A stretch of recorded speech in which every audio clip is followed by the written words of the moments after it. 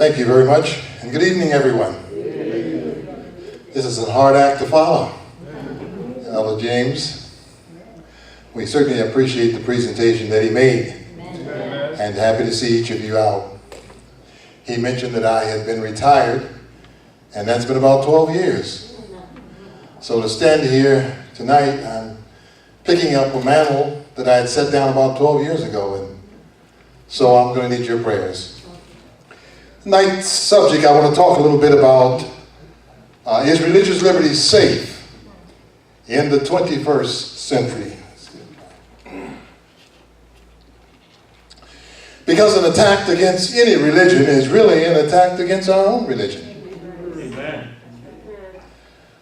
William Penn, gentleman that had been placed into prison on 4 different occasions because of his religious belief and because of his sympathy with the Quaker religion, and he printed several periodicals for the Quakers. He was put in prison simply because of his religious beliefs.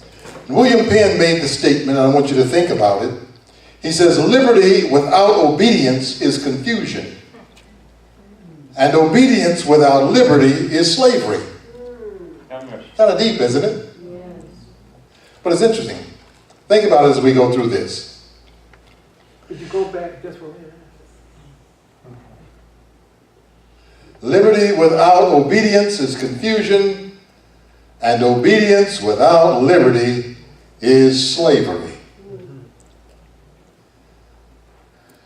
The landscape of religious liberty has gone through some changes, particularly since September the 11th, 2001. And the question is asked in 2000 going forth in the 21st century, is our religious liberty threatened? Ever since the attack on the World Towers in New York, we have been fighting a war known as the war against terrorism. But civil liberties have been breached, and religious liberty is threatened. This afternoon, this evening, I want to talk about 5 areas of this. How our religious freedom is threatened. We'll talk about the International Criminal Court. We'll talk about military tribunals. We'll talk about the Johnson Amendment. We'll talk about the ban on Muslims. And we'll talk about the USA Patriot Act, and see if there's any infringement upon our religious freedoms. First of all, the International Criminal Court. In April 2002, the International Criminal Court became a reality. It was housed in Hague of the Netherlands. And it is really the outcome of what was known as the Rome Statute. And the Rome Statute was created with 4 core international crimes. Listen at these very closely now.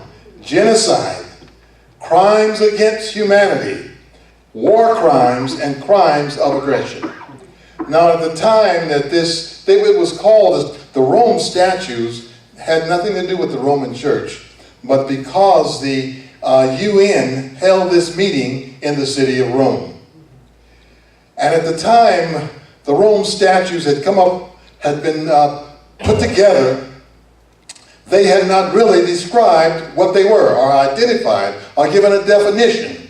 Since that time, they have come up with a definition. What crimes will the court prosecute? Genocide, acts to kill, destroy, or to do serious harm in whole or in part to national, ethnic, racial, or religious groups. Genocide is one that it can prosecute. Another is crimes against humanity, extermination of civilians, enslavement, torture, rape, forced pregnancy, persecution on political, racial, national, ethnic, cultural, religious, or gender grounds when widespread. Now, I'm going to show you how some of these can be stretched a little bit. For an example, what about Earth's Day? And if we don't follow along with that, is that really a crime against ethnic, cultural, or religious. War crimes, grave breaches of the Geneva Conventions and other serious violations of law and customs that can be applied in international conflict. That's a broad statement too, which later could be applied to religious groups. Crimes of aggression. The court has determined crimes of aggression which may change. Some countries believe that only the UN Security Council should determine what aggression really is, and other countries believe that aggression really should not be determined solely by the Security Council. So, with these crimes put down and a court organized, who is a part of the court? Well, under the Clinton administration, Mr. Clinton approved it, but without Senate approval, and there was a lot of question, and you probably perhaps remember the discussions that they had, whether it was valid or whether it wasn't. The Bush administration stated that it would not join the International Criminal Court. When Obama came along, Obama said he would reestablish the relationship with the court, but only as an observer, not as an active member. And of course, the Trump administration has been bogged down with a number of internal affairs and has not really acted on the International Criminal Court as of today. Now, here's how it looks on a world scale. Green being the state parties. You can see sold out in South America, portions of Africa and Australia and Canada and Mexico. The yellow indicates that at one time, I'm sorry, that's orange. At one time, they were signatories, such as you see the United States, but have withdrawn. And you can see Russia and the United States has withdrawn. And the red indicates that they're not signatory at all. So you can see quite a portion of the world's globe map have signed up with this International Criminal Court. Now, what are the facts about the court?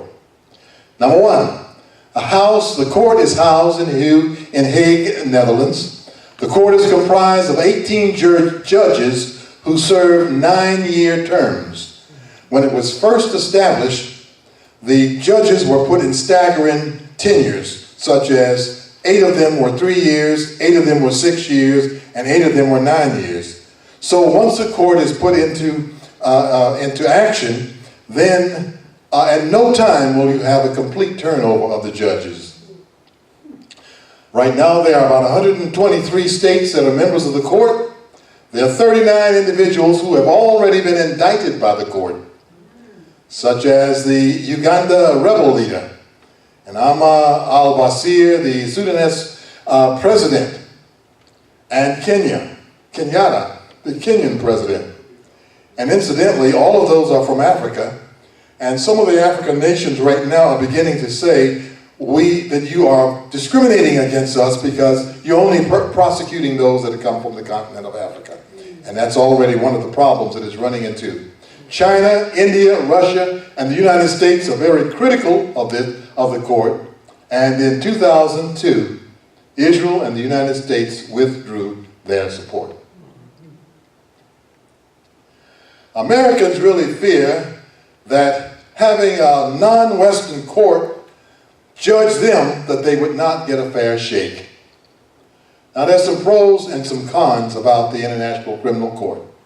Number one, if you're in favor, you say the court brings some type of stability and international cooperation to the high principles of peace and order. And if we have a court that somehow, if countries are in conflict, they recognize that there's a court that will look in on the acts that take place during the conflict. Those who disagree say there is no clear meaning of justice when deciding between two countries at war. Because whenever you have two countries at war, those who sit on the court will either be allies or enemies with the countries. So you really won't get a fair shake. Those who favor it say the ICC and the rule of law helps to deter war crimes, knowing that there's a high court that can come in and prosecute when this is all over will help to deter war crimes. Those who disagree say part of the Rome statutes are contrary with national constitutions, because each country will have its own constitution, but if they sign on to the International Criminal Court, it will run in conflict with the state constitution. Those who favor say the court offers more lasting peace than the United Nations ad hoc courts. Before, they would just call a court for a particular occasion, and then the court would be dissolved when it was over. This way, you have a standing court in order to be able to deal with war crimes. Those who disagree say it causes tyrants to hold on to power to avoid prosecution. Such as, you remember Idi Amin, who said he would be president for life. Well, now, if you have a person like that, and he is guilty of crimes and he knows it, he'll try to hold on to power as long as in order to keep from being prosecuted. And so that's the downside of that. The United Security, those who favor say the United Nations Security Council can check and veto prosecutions, which according to the charter it can. But those who oppose it say that it infringes upon the ultimate sovereignty of a country. That the President of the United States does not really have the last word if he were a party of this, because the court would have the last word.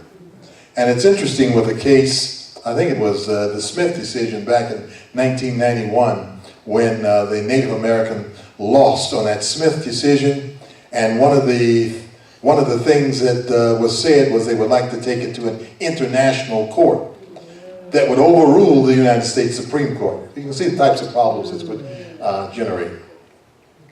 So the ICC has evolved from a treaty signed in Rome to an international institution that, if put in place, could subordinate all nations to the rule of the United Nations. And right now there are some people that think that the United Nations need to be dissolved.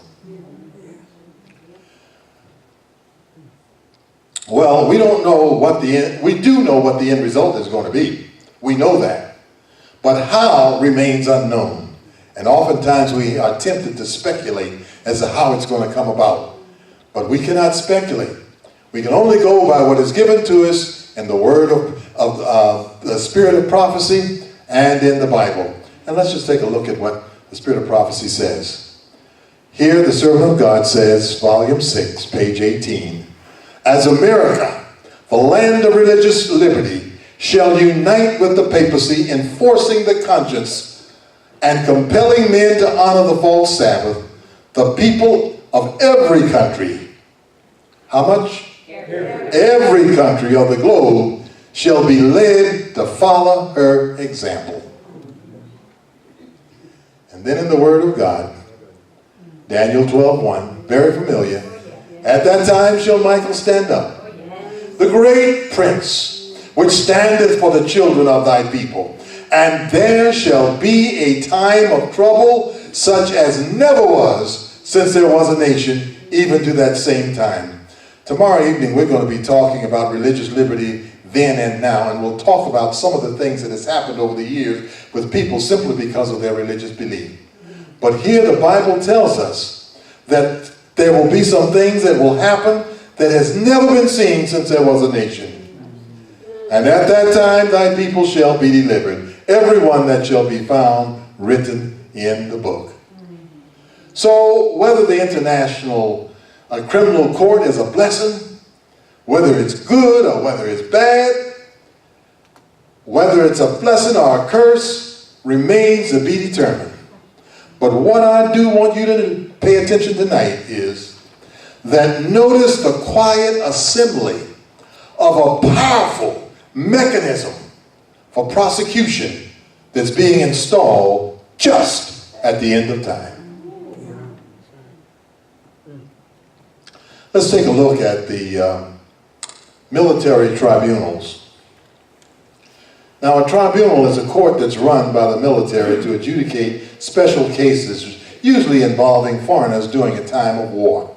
Rather than to jam up our court system, they will have what they call a military tribunal, and they will adjudicate it very quickly and very swiftly.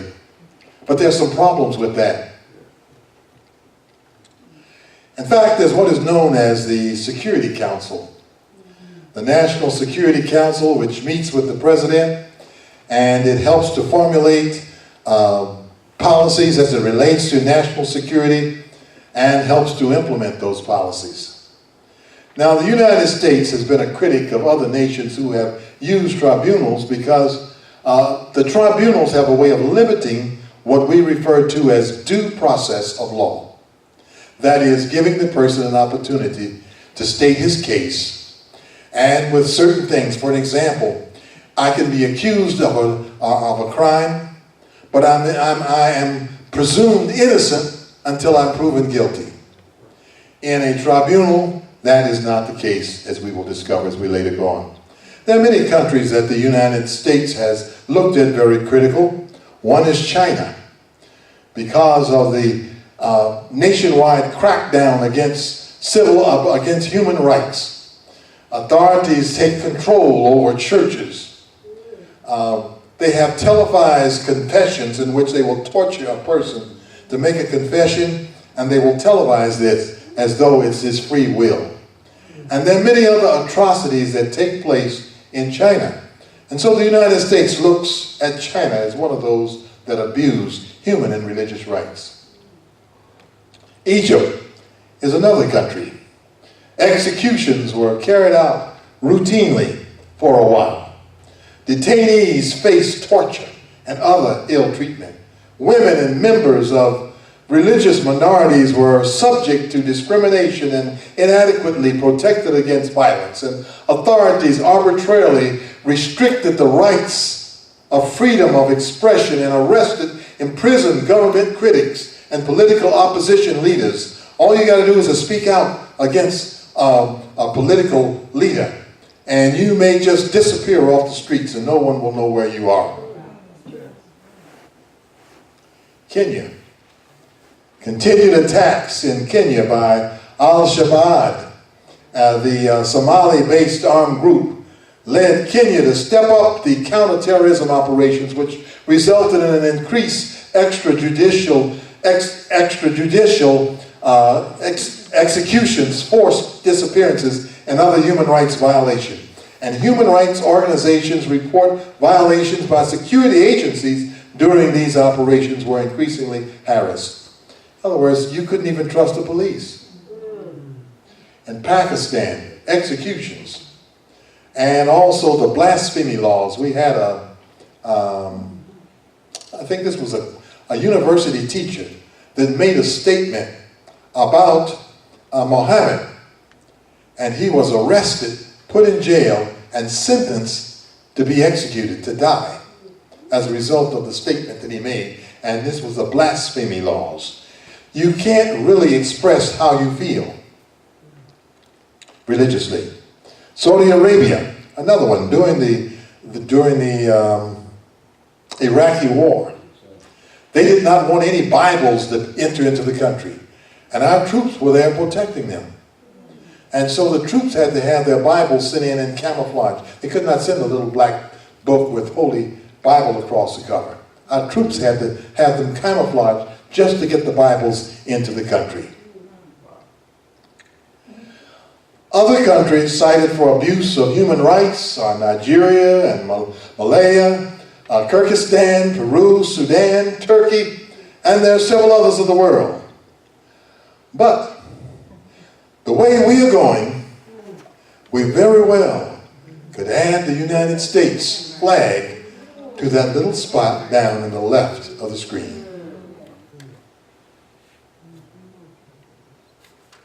Well, the Bush administration formulated a special committee comprised of the Attorney General, the Secretary of Defense, and the Director of the CIA to designate what enemy combatants were. Do you remember that? The enemy combatant?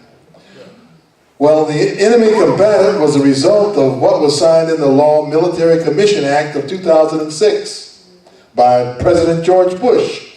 And the purpose was, quote, to authorize trial by military commission for the violation of law of war and what else?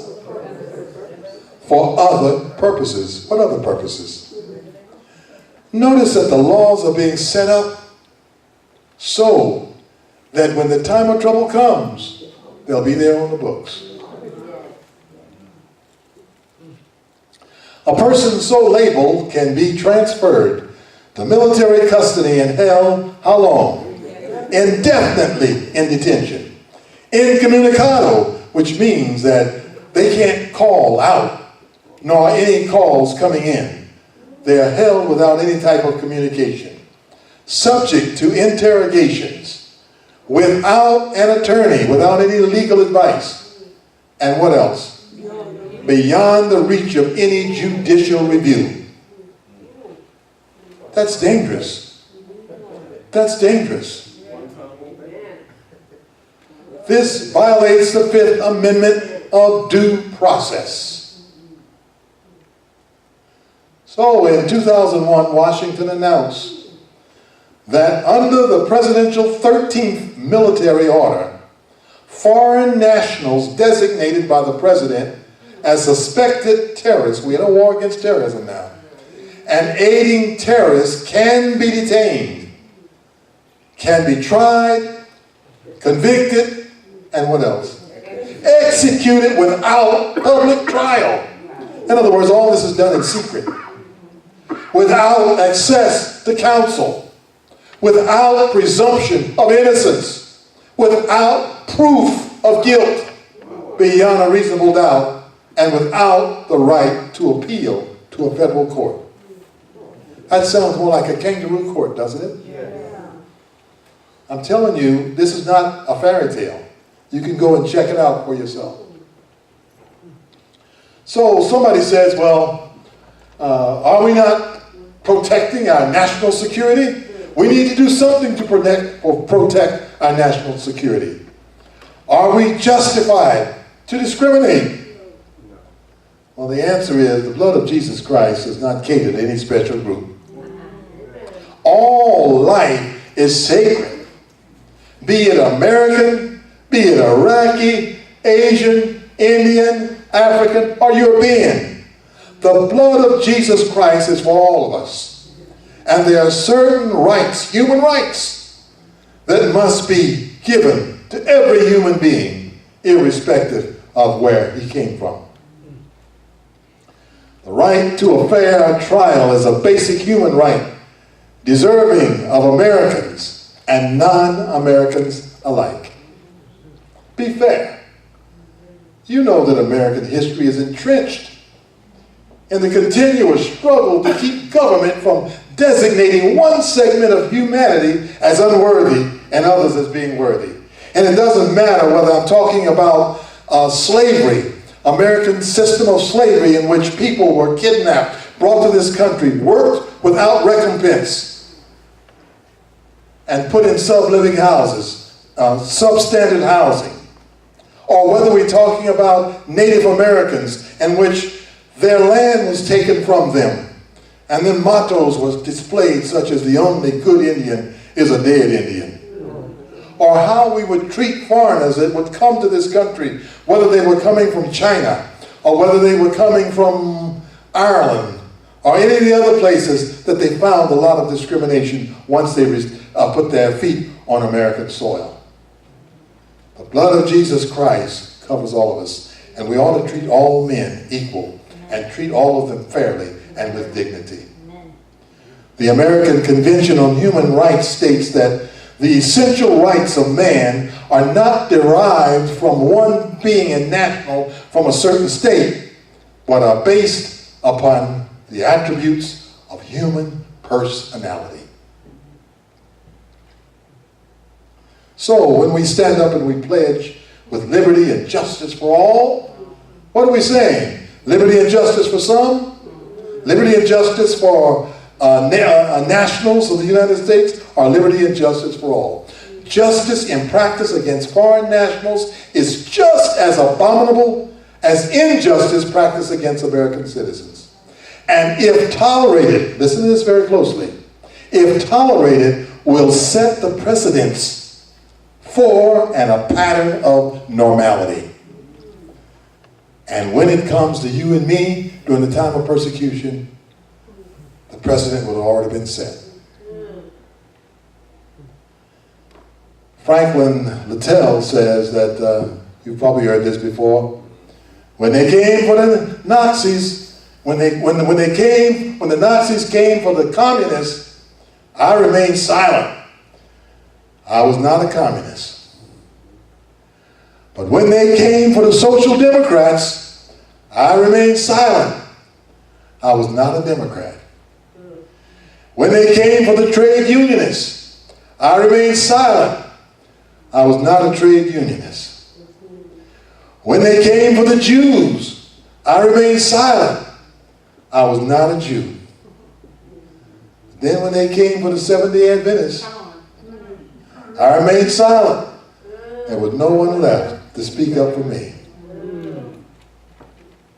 That's why we're having meetings like this, and I appreciate Elder Edwards, what he's doing for the religious liberty in the South Atlantic Conference. In a book written by Barbara Oshanke, the book is called Secret Trials and Executions.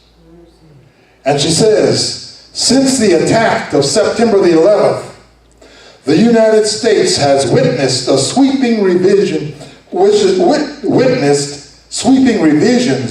of immigration laws, foreign intelligence operations, and foreign law enforcement procedures. These changes, like those during some of the most notorious episodes of our nation's history, involve a profound entailment of civil liberties.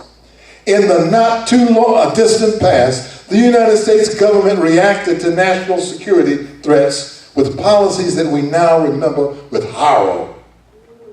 The Red Scare and the Palmer raids. If you don't know what that is, the Red Scare was back during World War I, when, and it was referred to as Reds because they were fearful of the communists, and the communists was called Red because of the red flag that they had in Russia. And so the United States was going around, and anyone that made statements that could be considered as a communist, they were arresting them and hauling them in and harassing them. And the Palmer raids, Attorney General Palmer also had some similar raids like that too. That's referred to the Red Scare and the Palmer raids. The Red Scare and the Palmer raids after the First World War, the internment of Japanese Americans during the Second World War, where Japanese American citizens were rounded up and arrested during World War II, and the repressive and chilling measures of the McCarthy era. And McCarthy was Attorney General at one point too. And the harassment and prosecution of political dissidents during and after the Vietnam War all represent policies which history will forever recall and regret and shame, with regret and shame. It's nothing that we have to be proud of is the way we treat people simply because they may have a different idea, whether it's ideological or whether it's religious. So the question is asked, can the government torture a person on non-American soil? How many of you think that it can? Okay, we'll come back to that in a little while later. Alan Dershowitz, you probably heard of him, he comes on the news sometimes. I think he is a teacher at Harvard University. I believe that he is, I'm not quite sure of that. Law professor. Where is he? A law professor. Law professor, yes. Okay. Alan Dershowitz, a civil libertarian, believes that the law should sanction torture. The real debate is whether torture should take place outside the legal system or within it. And the answer to this is clear. If we are to have torture, it should be authorized by law. Judges should have to issue a torture warrant in each case. Isn't that far left or far right, or whichever way, but it's certainly not mainstream. Okay, torture is the infliction, and this is a Wikipedia definition, torture is the infliction of severe physical or psychological pain as an expression of cruelty, a means of intimidation, deterrent, or punishment, or as a tool for the extraction of information or confession. So that's a good definition of torture. Now, Kenneth Roth, Human Rights Watch director, says people will say anything under torture. And he uses the example of an Islamic person that they were torturing in the Philippine Islands who admitted to the Oklahoma bombing. Now we know Timothy McVeigh was guilty of that, but you take someone else and twist his arm behind his back so much that he's crying out in pain, he'll say, oh yes, yes, yes, I did it, you know. So he's illustrating that you can torture a person and get anything out of the person that you want him to say if that person is willing to say it in order to have his pain reduced. Waterboarding is a way of torture. And you remember when we had quite a bit of discussion back under the Bush administration with this. And in this picture, you have, and this picture was taken during the Vietnam War, we have some American soldiers applying waterboard. Now, it says that the photo was taken, and those individuals that's in the photo were actually court-martialed because of this, because it was not acceptable.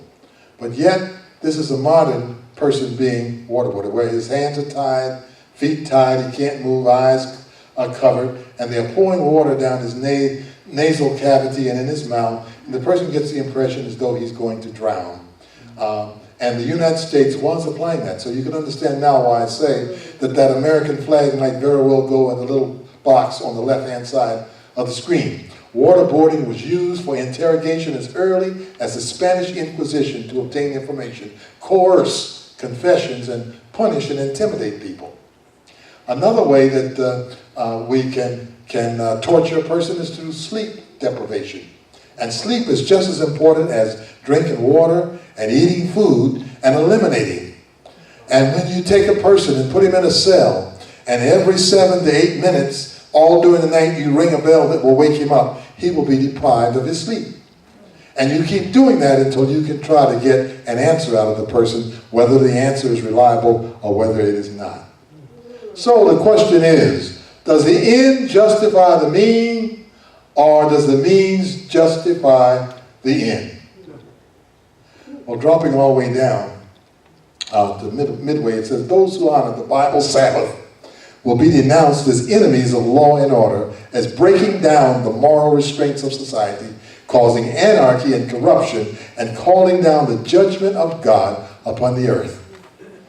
And then we have this statement: the persecutions of Protestants by Romanism, by which the religion of Jesus Christ was almost annihilated, will be more than revealed when Protestantism and popery are combined. Satan has 1,000 masked batteries which will be opened upon the loyal, commandment-keeping people of God to compel them to violate conscience. Last Day Events, page 147. Could you go back and get that quote from Great Controversy before this one? Okay. Great Controversy, page 590 to 592. There's an ellipsis there, which means that there's some stuff left out. But that's the point I wanted to make. So how is it different from federal and state courts? Constitutional rights, how is it different from federal and state courts? I'm sorry, from the federal, that should be federal military tribunals and state courts. Constitutional rights are not guaranteed in a military tribunal. 3 to 7 military officers will hear the defendant. 2/3 vote is required except in the death sentence, and in the case of the death sentence, then it has to be unanimous. Hearsay is accepted as evidence without verification. All you got to do is just say, I heard it. Bring some Adventists in and let them get that Adventist grapevine. But we're no worse than anyone else. So hearsay is accepted as evidence without verification. A prosecutor does not have to establish a chain of evidence, and the defendant cannot appeal to a federal court. And this comes according to the United States Department of Defense as to the conditions of the federal tribunal. Now, back to Guantanamo Bay. Bovedine versus Bush, June 2008, the Supreme Court ruled that Guantanamo detainees may challenge their detention in U.S. courts, putting to rest the notion that Guantanamo lies beyond constitutional jurisdiction. And I'm grateful for that, because there were some that thought all we got to do is to take you down to Guantanamo Bay and we'll do with you with whatever we want to do because we're not on American soil. So the Constitution separates the federal government into three different branches. You know that: legislative branch, which is Congress; the executive branch, which is the White House; and the judicial branch, which is the United States Supreme Court. And each one has a balance of power. But when it comes to military tribunals, a person's life is put under one branch. The power of life and death is in the single branch of the executive body of the United States. It is beyond the court and beyond Congress. Now, why did the government set up the tribunals? Well, according to Bush officials, they were concerned that if Osama bin Laden had to be proven guilty beyond a reasonable doubt, that he might get him a good attorney and go free. So by setting up the military tribunals, where with such lax and taking away human rights, they could pretty much convict him. The Bible says he had power to give life unto the image of the beast. That the image of the beast should both speak and cause that as many as would not worship the image of the beast should be killed. Now, what I want you to understand with this military and federal tribunal, notice the quiet attitude, adjustment about human rights and justice that America is undergoing just at the end of time. Notice the timing of this. We are beginning to just move a little more to the right in terms of human rights and the value of life. And this is coming up as a precursor just before the end of time. Let's look at the Patriot Act. See, our time is coming. Let's look at the Patriot Act. The U.S. Patriot Act is really an acronym which stands for Uniting and Strengthening America by Providing Appropriate Tools Required to Intercept and Obstruct Terrorism Act of 2001. And on October 26, 45 days following the attack in New York, the President signed this bill into law which gives broad sweeping powers to intelligence agencies. And this 342-page document was passed overwhelmingly by Congress. Understand the setting of it. We are being attacked by a foreign group that comes in and brings havoc and kills so many different people. In just a few minutes, as a nation, we need to come together, and we have a way of doing that. And so Congress came together, and many of them did not even read the document. And it says that libertarians cringed at the notion because of some of the things that were in the document. Many of them actually, in my opinion, violated the Constitution. I'm not an attorney either. Many of them violated the principles of our Constitution. Ellen White said we would repudiate every principle of our Constitution. Section 156 requires businesses to surrender records upon demand of the FBI agent with no judicial review of oversight. An FBI agent can come in and demand receipts as to what you bought from a particular store, and the store is required to give this over to the FBI. The era of cell phones, Section 206, emails, payphones, messaging, wireless emails, and all this. You used to have to get a court order in order to be able to tap these. But under Section 206, you tap the person, so that any medium means that he has for messaging, you have the right to be able to intercept those. Section 215, this section allows the government to require librarians to provide on demand records, papers, documents, and other materials used by the citizen that's being investigated if he came to a public library. or private library as far as that's concerned. Section 216 authorizes the installation of recording devices on telephone numbers and addressing information. Section 301 eliminates the limitation in terrorism offenses. And this may be good in a sense, but it does raise concern what the government can do when it charges you. For an example, today is April the 27th, 2018. Who in here can tell me what you were doing on April the 27th, 2014? You wouldn't know, would you? Unless you kept a calendar and you could go back and look at your calendar. So you can see how that could create a problem. If someone was being accused as a terrorist and they asked him what he was doing on a particular day, if there's no limitation on this, statute of limitation, it could create a problem. It'd be problematic for the person. Section 203 increases terrorism offenses to possible life sentences. And this could be unfair to a person that was convicted of guilty by association. And that brings us to the next section. 303, a person is guilty by associating with a terrorist, commonly called guilty by association.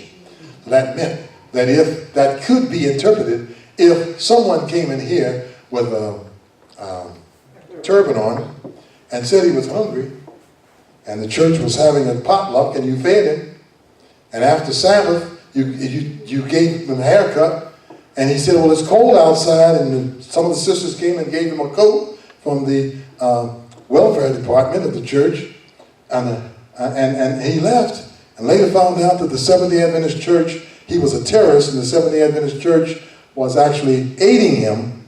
You can see individuals then would be guilty by association. But at the same time, you're doing what Jesus told you to do. Section 308 creates lifetime supervised release for some persons, meaning the person will be supervised for the rest of his life. And Section 352 gives the government authority to seek judicial approval to conduct secret searches of a person's personal property without notifying the person. The government can enter your home, apartment, office, seize or copy things such as computer hard drives and not tell the owner until 90 days later. So while we're down here rejoicing this weekend, now all of these are not still binding, but this was what it was when it first started. So while we're down here rejoicing, government could go to your home, copy your hard drive, make copies of things you have in your files, lock your house up, and you not even know it, and they would have until the 27th of July in order to notify you that they've even been on your premises. And this is called sneak and peek. They refer to that as sneak and peek. So in addition to sneak and peek, the government can detain a citizen up to 7 days, and if you're not a citizen, you can be held indefinitely. So the associate professor of the University of Washington Law School says that indefinite detention upon secret evidence, which the Patriot Act allows, sounds more like Taliban justice than our own justice system here in the United States. So we become just like them in the fight against them. And of course, many of these had what was known as sunset clauses, which meant it was supposed to go for so many years and then it would expire. But 12/31/2005, the president signed into law an extension of certain parts of the Patriot Act with some congressional changes to them. So, I mentioned to you that Ellen White said that our country shall repudiate every principle of its Constitution as a Protestant and Republican government. And what I want you to notice is how insidiously our civil liberties are being repudiated just at the end of time, and even for what is known as a compelling interest. We are fighting a war against terrorism, but our religious freedoms are being threatened. Let's look quickly at the Johnson Amendment. Now, the Johnson Amendment was enacted in Congress by 1954, and it prohibits tax-exempt organizations from engaging in political campaign activities at the risk of losing that exemption. And the law was named after Senator Lyndon B. Johnson, who later became president. It's a good law, I believe, because it fortifies the wall of separation between church and state. Now, at the time, Mr. Johnson had this law passed, or at least introduced it, and it was passed. I can't say that he did not have a political motive in mind. He may or he may not have had it. I don't know. But I will tell you this. See, Johnson was the vice president under President Kennedy, who was assassinated. And President Kennedy had started out with this, who remembers the law that President Kennedy is known for? Civil Rights Law of 1964, thank you. The Civil Rights Law of 1964. Kennedy never lived to see that enacted because he was assassinated, but Johnson carried on through. Johnson was from Texas, a southern state. Now remember, the southern states are known as Bible Belt. And the southern states historically had been Democrats. But they did not particularly want civil rights. So when civil rights were passed, many of them rebelled. And I think Johnson may have thought that by rebelling, it means that from the pulpits, churches could become political machines. And so by passing the Johnson Amendment, as it's known, by Congress, which is a law, it's not an amendment to the Constitution, but it's legislation, it would prevent churches from blocking together and becoming political machines. Now, I don't know whether that worked or not, or whether that was, but that's one of the theories as to why he came up with this. Now, when President Trump came, you may have heard him make this statement. He says, "That is why I will get rid of and totally destroy the Johnson Amendment and allow our representatives of faith to speak freely and without fear of retribution." Now, that is a law enacted by Congress, and the president is the executive and the executive branch, which means he enforces it. He may just stop enforcing it, but he really can't change the law. Congress would have to retract that or change the law. But he can do many things by telling the FBI or telling the executive branch not to just ignore it. And he may have been doing it for the same reason, the opposite reason of what Johnson was doing it. By trying to get the churches together as political organizations that would help him to get into office. Now, there are some pros and cons to this. Supporters argue that it suppresses the First Amendment rights to free speech. Dissenters argue that it allows tax-exempt organizations to become political organizations. And they will give out what is called dark money, or accept dark money. Now, dark money is a term to describe funds that are donated to nonprofit organizations such as social welfare, unions, trade associations, as well as 501c organizations that spend funds to influence the elections, but they're not required to disclose their donors. And that money is called dark money. Now, that's not really a dollar bill. That's someone's illustration of what dark money is really about. There was a survey that was taken not long ago in which people were asked how they felt about the First Amendment, how important it was. 41% of those surveyed said they felt the First Amendment was very important. And then they took a survey with some pastors about whether pulpits could be used to endorse political candidates. And out of the pastors that they surveyed, 87% disagreed that their pulpits should be used to endorse political candidates. But what I want you to recognize tonight, and that is, I want you to notice that the wall between church and state is being disassembled just at the end of time. And finally, I want to take a few moments just to talk about the Muslim ban. You remember that candidate Donald Trump said, "I call for a total and complete shutdown of Muslims entering the United States until our country's representatives can figure out what is going on."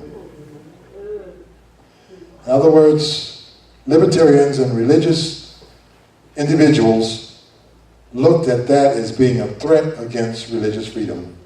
If you can take one group of religious people and single them out and say, you can't enter our country, that's an ideological test. If you don't believe the way that we believe, then you cannot come into our country. And remember, when they called for the Muslims, I didn't speak up. But when they came for Seventh-day Adventists, there was no one there. So, Executive Order 13769 suspended the entry of citizens into the United States from 7 Muslim countries. But quickly, a temporary restraining order was issued by the Ninth Circuit Court to halt its enforcement. And incidentally, that's not a pocket veto that he's illustrating there. He's just putting that in his pocket. Pocket veto is something else. You're supposed to laugh at that. The administration used the term extreme vetting, suggesting the use of religious ideological tests as a criterion for entry into the country. In other words, they would have what was known as extreme vetting. And incidentally, they do have some restraints on Muslims coming from certain countries, but it wasn't as broad as his first executive order. Here's what the immigration law actually says, comes from the United States Code. No person shall receive any preference or priority or be discriminated against in the issuance of an immigration visa because of the person's race, sex, nationality, place of birth, or place of residence. But it doesn't say anything about religion. A threat against Muslims is really a threat against whom? Against Seventh-day Adventists, against Jehovah's Witnesses, Baptists, or any other sectarian or religious group. That's why we need to stand up for religious liberty. Terrorism has no religion, is no religion, and is no friend to religion. But I want you to notice how terrorism is affecting the religious landscape just at the end of time. So the question is asked, is religious liberty safe in the 21st century? When I look at the roadside signs, I believe that our religious freedom will soon come to an end. Amen.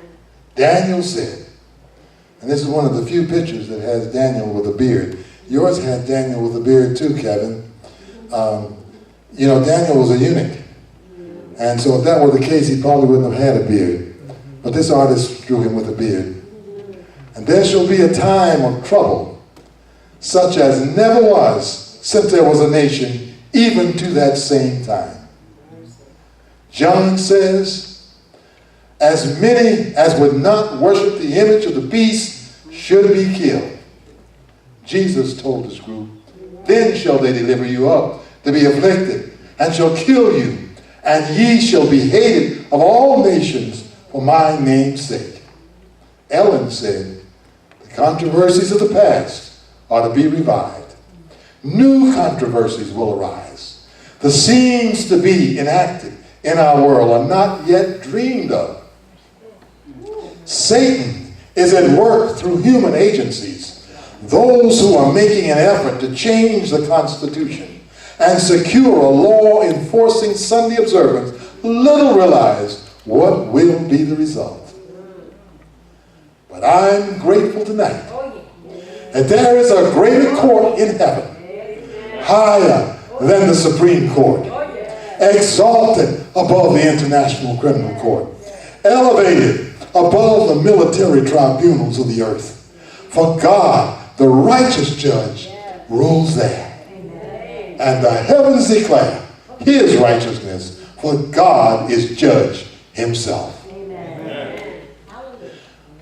Will religious liberty, religious liberty be safe in the 21st century?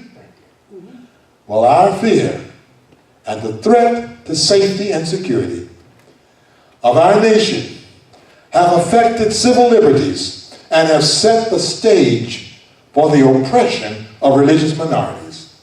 Today, We are committed to fight terrorism, but the reality of liberty tomorrow is securely threatened. Thank you.